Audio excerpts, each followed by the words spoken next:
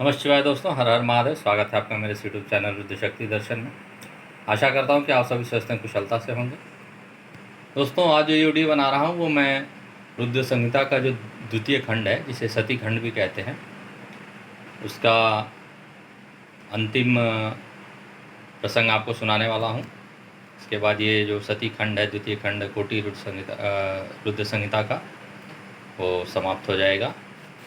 तो दोस्तों, सती खंड जो है वो, जहाँ की मैंने आपको वीडियो अपलोड की हुई है, वो जब वीरभद्र ने जब नाश कर दिया था दक्ष के यज्ञ का, उसके बाद का प्रसंग आपको सुनाने वाला हूँ। तो इसमें ये हुआ था दोस्तों कि जब विध्वंस करके वीरभद्र जा कर के महादेव के पास उसने सूचना दे दी थी कि उसने दक्ष का यज्ञ विध्वंस कर दिया है, और उसके बाद प्रभु कुपित हुए थे। लेकिन देवादिदेव भोलेनाथ जो है, उनके अंदर इतना तपोबल है कि वो किसी भी चीज़ का उनके ऊपर प्रभाव नहीं होता दोस्तों, क्योंकि वो देवों के देव महादेव हैं। और जो भी चीज़ें घटित होती हैं पूरे ब्रह्मांड में, वो भोलेनाथ की आज्ञा से ही होती हैं। तो लोगों को ये नहीं पता दोस्तों कि देखिए, जैसे कि सीरियल में आपको दिखाते हैं कि प्रभु तुरंत कुपित हो गए थे और वो शरीर लेकर के माँ सती का वहाँ से पलायन कर गए थे, और कई युगों तक वो वैसे ही लेकर घूम रहे थे। ये बातें होती हैं, लेकिन इससे पहले कुछ प्रसंग हुए थे, जिसके बाद उन्होंने माँ सती के शरीर को लेकर प्रस्थान किया था वहाँ से। तो ये जो प्रसंग है मैं आपको सुनाता हूँ, ये आपको कहीं नहीं मिलेगा, क्योंकि शिव पुराण में जो लिखा है वही बात मैं आपको बताने वाला हूँ। तो दोस्तों, हुआ ऐसा कि जब सभी देवता युद्ध में पराजित हो गए, तो वो सभी ब्रह्मदेव के पास पहुँचे, पूरा घाव लिए हुए शरीर का अंग भंग हो गया था उन लोगों का। तो जब ब्रह्मदेव के पास वो लोग पहुँचते हैं, तो त्राहिमाम करके ब्रह्मदेव से उपाय पूछते हैं कल्याण होने का, क्योंकि उनको तो पता था कि भोलेनाथ का क्रोध उन पर बरसने वाला है। तो उनकी शरण में ब्रह्मदेव के गए, तो ब्रह्मदेव उन लोगों को लेकर के विष्णु लोग गए श्री विष्णु के पास। और जो श्री विष्णु थे दोस्तों, उन्होंने बातें सुनी देवताओं की, तो उन्होंने यही उनसे कहा कि देखिए, देवादिदेव भोलेनाथ जो हैं वो सभी का संकट हरने वाले हैं, लेकिन इस समय दक्ष के चलते पूरी तरह से वो क्रोधित एवं कुपित हैं, और जो भी उनके समक्ष जाएगा उसका संहार होना निश्चित है। लेकिन श्री विष्णु जो हैं वो बहुत ही भोलेनाथ के भक्त हैं, तो इसके चलते उन्होंने मन ही मन उनका स्मरण किया और देवताओं को लेकर के उनकी शरण में चले गए। तो प्रभु बहुत ही क्रोधित हैं, लेकिन अपने भक्तों पे सदैव अपनी कृपा दृष्टि करते हैं दोस्तों। भोलेनाथ जो कुपित हो जाते हैं तो उनको कोई शांत नहीं करता, लेकिन उनका भक्त उनके शरण में गिर जाए, उसने कितना भी पाप क्यों न किया हो, उसको क्षमा कर देते हैं। इसलिए उन्हें आशुतोष भी कहा जाता है, उनका नाम जो है। तो श्री विष्णु और सभी देवी देवता पुनः वहाँ से जाते हैं, और जा कर के जब वहाँ जाते हैं दोस्तों पूरे देवी देवता, तो वहाँ का एक वर्णन आपको सुना देता हूँ कि जहाँ पे भोलेनाथ निवास करते हैं कैलाश पे दोस्तों, वो बहुत ही अनुपम एवं सुंदर है वहाँ का वातावरण। और जैसा कि शिव पुराण में वर्णित है, मैं आपको बता देता हूँ, बहुत ही ऊंचाई पे वो पहाड़ है, जहाँ की सामान्य आदमी नहीं पहुँच सकता जब तक कि भोलेनाथ की कृपा ना हो। और दूसरी बात दोस्तों,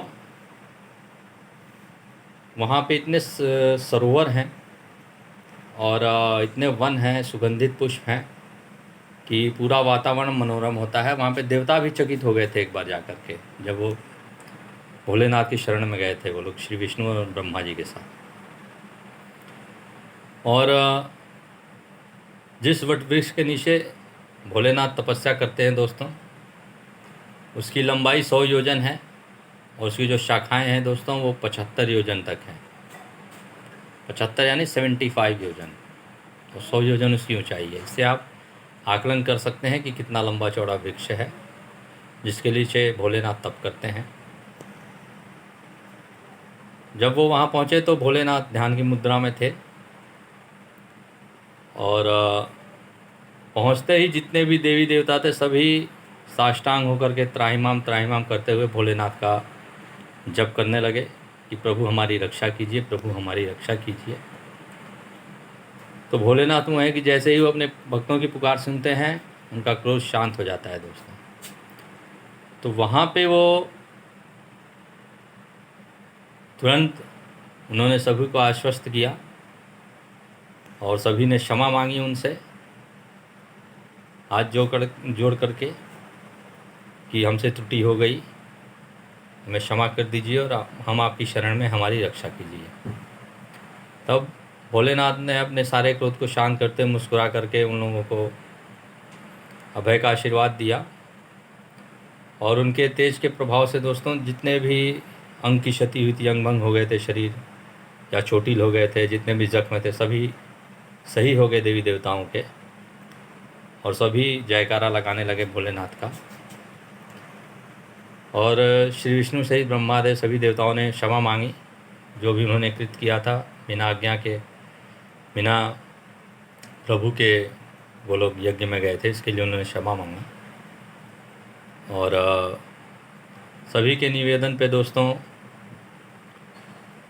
वहाँ पे श्री विष्णु ने अगुवाई में सभी के निवेदन किया कि प्रभु जो दंड मिलना था वो तो दक्ष को मिल चुका है, आप चल कर के कम से कम जो भी चीज़ें क्षतिग्रस्त हुई हैं उसका आप कल्याण कीजिए, क्योंकि आपके द्वारा ही पूरी सृष्टि का संचालन संभव है। आप चाहें तो क्षण भर में पूरे ब्रह्मांड का विनाश कर दें। तो ऐसा सभी के प्रार्थना करने पर भोलेनाथ ने जो भी क्रोध था वो सब शांत करते हुए मुस्कुराकर वीरभद्र को लेकर साथ में चल दिए। वहाँ पर जब जाकर देखते हैं तो लाशों का अंबार पड़ा हुआ था, कई लोग करा रहे थे। और प्रभु ने उस समय देखिए दोस्तों वीरभद्र को बुलाकर मुस्कुराकर कहा था, पूछा कि वीरभद्र तुमने ये तो पूरा विनाश ही कर डाला यहाँ का। तो उन्होंने कहा कि वीरभद्र से पूछा कि दक्ष का शव लाकर उनको दे।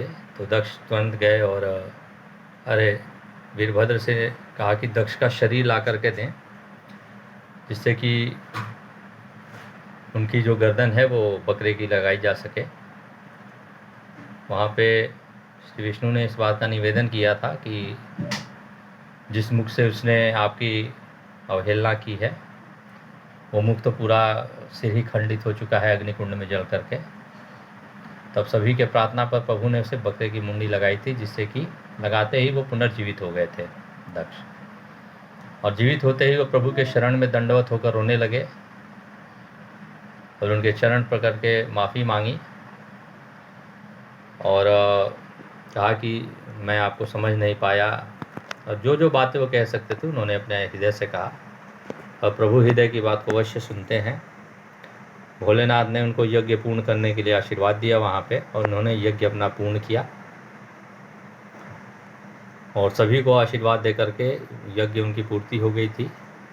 उसके बाद वो लोग वहाँ से प्रस्थान कर गए। तो उसके बाद ही माँ सती के शव को लेकर वहाँ से गए थे दोस्तों। तो ये प्रक्रिया है, ये सही कहानी आपको मैं बता रहा हूँ, ये शिव पुराण में वर्णित है। और इसका वर्णन अभी नहीं किया गया है कि वो ले गए क्या था, ये कथा में ऐसा लिखा है। तो सती खंड में यहीं तक वर्णित है। प्रभु यज्ञ करा करके वहाँ से विदा ले लेते हैं कैलाश को, और वहाँ पे जाके अपने भक्तों को सती माँ के बारे में सब बताते हैं। यही वर्णित है शिव पुराण में जो कहा गया है आप लोगों से। तो ऐसे हैं देवादिदेव भोलेनाथ। अगर जो आप पे अपनी कृपा दृष्टि हो जाए उनकी, तो क्रोध होते हुए भी अपने भक्तों को शरण में ले लेते हैं, उनकी रक्षा करते हैं, उनका कल्याण करते हैं। तो ऐसे भोलेनाथ का स्मरण करते हुए अपनी कृपा दृष्टि, उनकी कृपा दृष्टि पाने के लिए सदैव उनकी शरण में रहें, उनका नाम जपते रहें। तो ये रुद्र संहिता का द्वितीय सती खंड अब ये समाप्त करता हूँ दोस्तों। और इस वीडियो को शेयर कर दीजिएगा, क्योंकि बहुत ही जानकारी वाली वीडियो है, जिसको कोई जानकारी ना होती हो इसलिए मैंने ये वीडियो बनाई। और आशा करता हूँ कि मेरे इस पूरे वीडियो को शेयर करेंगे और चैनल को सब्सक्राइब करते रहे, लाइक करते रहे। इसी के साथ मैं ये रुद्र संहिता का द्वितीय सती खंड का वीडियो समाप्त करता हूँ। धन्यवाद दोस्तों। हर हर महादेव, नमः शिवाय, जय माँ आदिशक्ति जगदम्बा। धन्यवाद दोस्तों।